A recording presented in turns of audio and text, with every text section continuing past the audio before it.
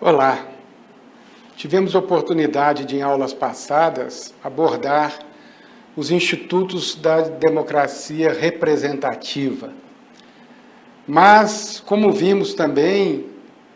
em outras aulas,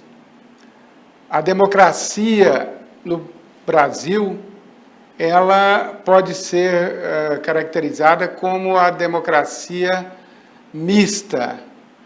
ou participativa, ou semidireta. São conceitos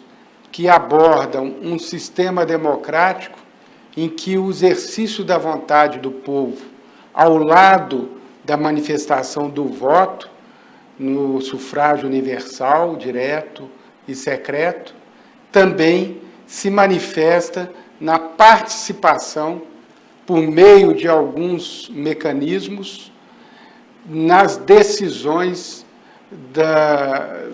políticas para a comunidade, para o Estado, para o país. Esses mecanismos, no caso brasileiro, estão previstos na própria Constituição, já no caput do seu artigo 14, que diz que o poder será exercido pelos representantes do povo, pelo sufrágio universal e também diretamente, nos termos da própria Constituição, pelos três institutos: o plebiscito, o referendo e a iniciativa popular. Historicamente, em outras localidades do mundo, a participação direta da população nas decisões políticas, nas decisões de Estado, ela se deu remotamente em locais onde não era grande o número de pessoas e era possível, portanto, reunir as pessoas daquela localidade numa praça pública para ali decidirem as grandes questões de interesse comum. Isto, pela própria realidade atual, se revela impossível, daí porque já há algum tempo não se cogita mais do exercício direto das decisões políticas pelo povo da localidade ou das localidades. Foi preciso, ao longo do tempo, que se criassem e aperfeiçoassem os sistemas, seja da representação política, no sistema representativo, estrito sensu, ou puro, seja mediante mecanismos pontuais de participação da população nas decisões de grandes questões ou de questões de grande relevância para aquela população. Daí, então, terem surgido os institutos do plebiscito e do referendo, ao lado do Instituto da Iniciativa Popular, que são os três previstos no nosso texto constitucional. O plebiscito e o referendo consistem em consultas específicas e pontuais ao eleitorado sobre determinadas decisões a serem tomadas ou já tomadas no âmbito administrativo ou legislativo. Basicamente, a doutrina distingue um do outro quanto ao momento em que essa consulta se faz. Se se trata de uma consulta prévia que vai orientar a adoção por quem de direito de um ato administrativo ou de um ato legislativo ou normativo, se trata de plebiscito, que é, então, a consulta prévia sobre aquele assunto, aprovada a linha proposta para tratamento daquele assunto, a autoridade competente ou o órgão competente vai produzir o ato administrativo ou o ato legislativo segundo aquela orientação que o eleitorado que participou do plebiscito deu, por maioria. De outro lado, se a consulta se faz posteriormente à edição do ato, também administrativo ou legislativo, configura-se aí o referendo, que é nada mais, nada menos do que a chancela, a homologação, a ratificação daquele ato que já se praticou segundo as previsões constitucionais e legais pela autoridade competente. Esta, então, basicamente, seria a distinção entre um e outro desses institutos de consulta. A terceira modalidade constitucional no Brasil de participação direta da população em decisões importantes para o país é a iniciativa popular em matéria legislativa. Há uma previsão expressa de que, isso está no artigo do processo legislativo, artigo 61, segundo o qual, no seu parágrafo 2º, a iniciativa popular pode ser exercida pela apresentação à Câmara de Deputados de projeto de lei subscrito por, no mínimo, 1% do eleitorado nacional, distribuído por pelo menos 5 estados, com não menos de 10% ou de 0,3% dos eleitores de cada um desses estados. É o que vemos aí já no tópico 2 da disciplina normativa. Então, a iniciativa popular está prevista na Constituição nestes estritos termos, naturalmente que aqui se cogitando de uma participação do eleitorado ou da população na apresentação de um projeto de lei, e não mais do que isso,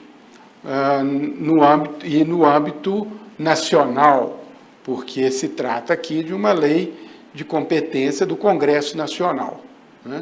Naturalmente que, como a nossa Constituição, ao estabelecer o federalismo do Brasil, ela vai outorgar aos estados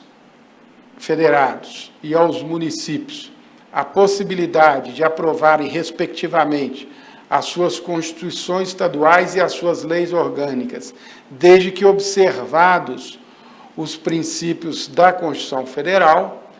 Diante desta outorga, desta faculdade, naturalmente que os estados e os municípios poderão prever nos seus corpos de natureza,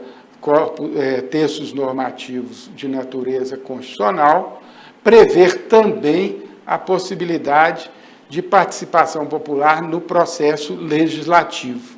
Ficará sempre, ou subsiste ainda, quanto a isso, dúvidas e discussões a respeito da possibilidade, por exemplo, de constituições estaduais preverem requisitos diferentes ou abrangência diferente para o exercício dessa forma de participação direta da população na definição dos destinos daquele estado ou daquele município. Por exemplo, foi presente na Constituinte que resultou na elaboração da Constituição do Estado de Minas Gerais, em 1989, o debate acerca da possibilidade, como propunha uma emenda parlamentar, de que a Constituição estadual previsse a possibilidade de apresentação de projeto, não apenas de projeto de lei pela iniciativa popular, como também de proposta de emenda constitucional. A maioria que prevaleceu afastou esta possibilidade, sustentando que o desenho paradigmático da Constituição Federal, no artigo 61, parágrafo 2º, deveria ser reproduzido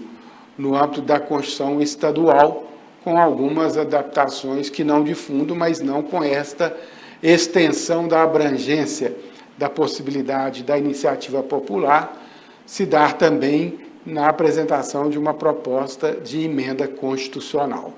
De toda sorte, se trata de institutos previstos na Constituição Federal, que são nela mesma disciplinados ou, como veremos, também objeto de disciplina em legislação infraconstitucional. Assim é que, já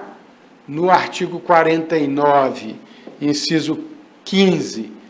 do texto constitucional federal, se estabelece como regra que a convocação, seja do plebiscito ou a autorização da realização do referendo, são de exclusiva competência do Congresso Nacional. Isto quer dizer que, embora prevista essa forma na própria Constituição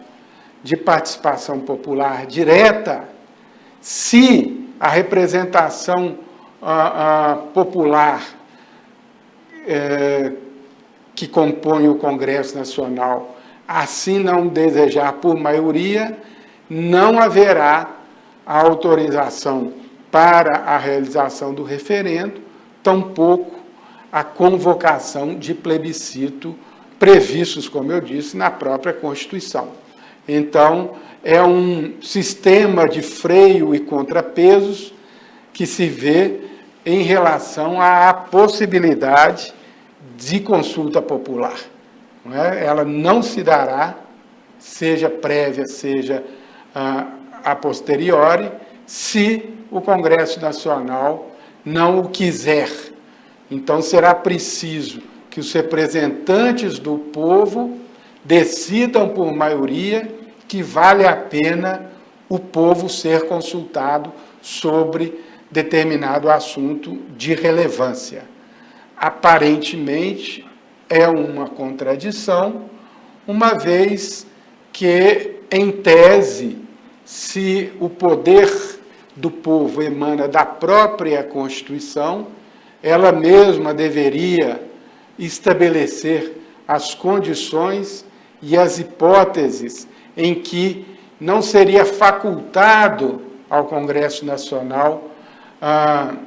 viabilizar essas consultas, mas que seria obrigatório fazê-lo, uma vez observados aqueles requisitos constitucionais. Entretanto, esta foi a opção do Constituinte, não se questiona a sua legitimidade, embora se saiba que, historicamente, ele exerceu as funções constituintes por concessão de uma emenda constitucional, no caso a emenda 26, à Constituição de 1967. Não resultou a Assembleia Nacional Constituinte de um ato revolucionário pelo qual se derrubou um poder então estabelecido e se inseriu outra fonte de poder no lugar dele. Na verdade, foi uma transição que permitiu a convocação a título de Assembleia Nacional Constituinte do Congresso Nacional eleito enquanto tal para o exercício dos poderes constituintes, de que resultou o texto de 1988. Então, é natural que haja neste texto algumas contradições, como esta, segundo a qual o exercício da democracia direta pela consulta popular depende da aquiescência da representação popular e no exercício de sua discricionariedade política. Já vimos os requisitos para a apresentação para o exercício desse direito de iniciativa popular de apresentação de projetos de lei ao Congresso Nacional, e aí, então, nos cabe analisar as hipóteses expressamente previstas na própria Constituição Federal de consulta popular. Na verdade, rigorosamente, da consulta popular prévia, que vem a ser o plebiscito, uma vez que, em relação à consulta popular a posteriori, configuradora do referendo, nem a Constituição, tampouco a própria lei infraconstitucional que disciplina a matéria, estabelecem sequer o prazo para a ocorrência da convocação do referendo, ou da aprovação do referendo, e, em consequência, não dizem sobre a eventual vacatio legis entre a aprovação do ato legislativo, se ele for o objeto do referendo, e a proclamação do resultado deste referendo. Então, vejamos que já no artigo 18, parágrafo 3º, a Constituição prevê o plebiscito para que a população diretamente interessada aprove, relativamente aos Estados-membros, a incorporação entre si, ou a subdivisão ou desmembramento para se anexarem a outros ou formarem novos estados ou territórios federais. Esta expressão população diretamente interessada está entre aspas, uma vez que há, em situações como essa, sempre a discussão de a quem interessa ou quem deve ser ouvido quando se trata de incorporação, subdivisão ou desmembramento do território de um ente político. É só a população do território que pretende se incorporar ou pretende se subdividir ou pretende ser desmembrado, ou toda a população atingida que vem a ser aquela do território existente. De toda maneira, é curioso que aqui se fala no singular, população diretamente interessada, ao passo que na outra e seguinte hipótese de previsão do plebiscito pela própria Constituição, que está exatamente no parágrafo 4º seguinte, se cogita aí, já agora, sobre criação, incorporação, fusão e desmembramento de municípios, e não de estados, como no parágrafo 3º. E aqui, para estas decisões, já se usa a expressão no plural, as populações dos municípios envolvidos, o que leva no mínimo, resolver a dúvida existente na hipótese anterior, quanto à abrangência de quem deva ser consultado previamente para opinar e, no caso, decidir sobre esses remanejamentos territoriais. Ainda previsto na Constituição da República, mas já agora, no ato das disposições constitucionais transitórias, em seu artigo 2º, está o plebiscito, que se realizou por determinação desta norma constitucional transitória, no dia 7 de setembro de 1993, a fim de que o eleitorado definisse a forma de governo, se república ou monarquia constitucional, e o sistema de governo, se parlamentarismo ou presidencialismo, que deveriam vigorar no país. Lembremos-nos que, historicamente, durante os trabalhos constituintes, a Comissão Constitucional, que era formada por um grupo menor de deputados e senadores, trabalhou totalmente direcionada para o sistema de governo parlamentarista. Por exemplo, prevendo, entre outros institutos, a possibilidade de o chefe de governo editar a medida provisória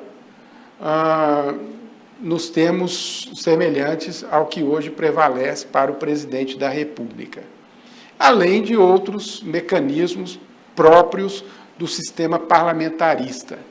No âmbito da Comissão Constitucional, portanto, havia uma proposta de que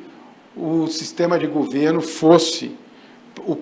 passasse a ser o parlamentarismo no nosso país. No curso dos trabalhos constituintes, mercê da influência natural de pressão do chefe do Poder Executivo, à época,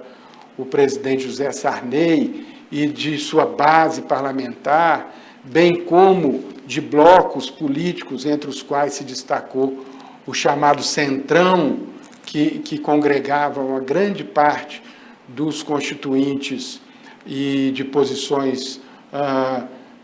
digamos, mais conservadoras, houve um movimento político interno que reverteu a tendência parlamentarista daquela comissão constitucional e acabou por aprovar um substitutivo, de que resultou, então, o estabelecimento do sistema presidencialista de governo, como, de resto, era da história constitucional brasileira, com os hiatos também históricos, como o ocorrido em 1961, em que, circunstancialmente, para retirar poderes do então presidente da República, João Goulart, se implantou um sistema parlamentarista de que foi primeiro-ministro o então deputado Tancredo Neves. E, por isto, por ter havido essa alteração no curso do processo constituinte, né, decorrente dos acertamentos políticos inerentes a esse trabalho, houve, em contrapartida, a inserção no ato das disposições constitucionais transitórias da previsão dessa consulta popular para que o povo dissesse se queria que fosse implantado o sistema parlamentarista de governo ou permanecesse o sistema presidencialista, e também se a forma de governo permaneceria uma república, como fora desde 1889, na primeira Constituição Republicana, ou se passaria a ser uma monarquia constitucional. Lembrando que o qualificativo constitucional poderia ser até desnecessário, porque a monarquia absolutista, de há muito, historicamente, não tem exemplos na vida moderna do mundo. De toda maneira, essa monarquia constitucional pressuporia a existência do monarca, aquele descendente ou não da família imperial de Pedro II, o último representante que aqui exerceu o poder, e, de toda maneira, obsequiosa da Constituição, ou de uma Constituição, ou desta Constituição. Ou se manter-se-ia a forma de governo republicana, com todas as suas características inerentes a esta forma de governo. O plebiscito se realizou, a decisão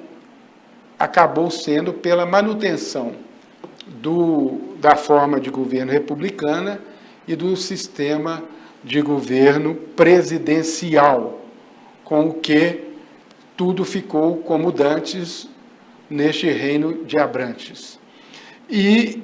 esta consulta ela, na verdade, teve esta data estabelecida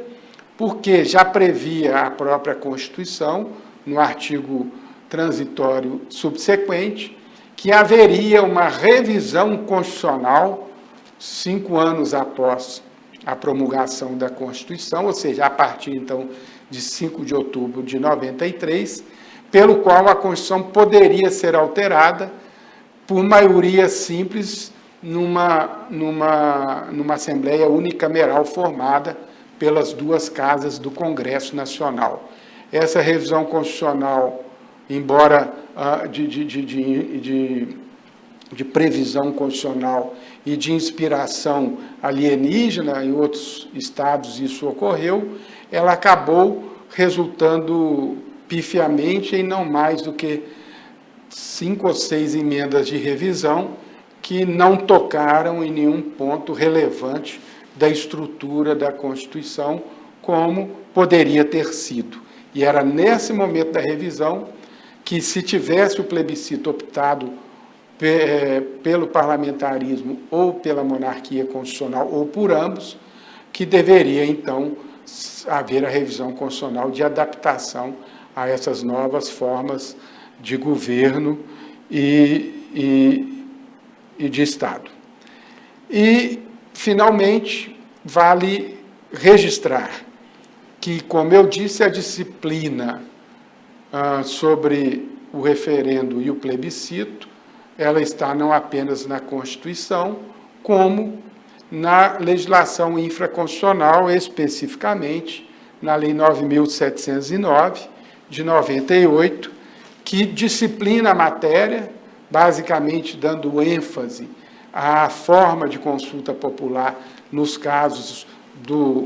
das alterações territoriais de estados e de municípios, além da própria iniciativa popular, mas que de novidade e de alguma maneira até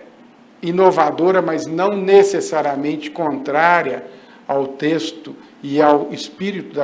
da Constituição Federal, ela reconhece a autonomia dos estados e dos municípios para, em suas constituições e leis orgânicas, respectivamente, poderem disciplinar as demais questões em que possível a participação popular direta na decisão. Com isso, então, nós encerramos o tema dos institutos da chamada democracia participativa, que, na verdade, são institutos que asseguram a participação direta numa democracia predominantemente representativa e, por isto, caracterizando como mista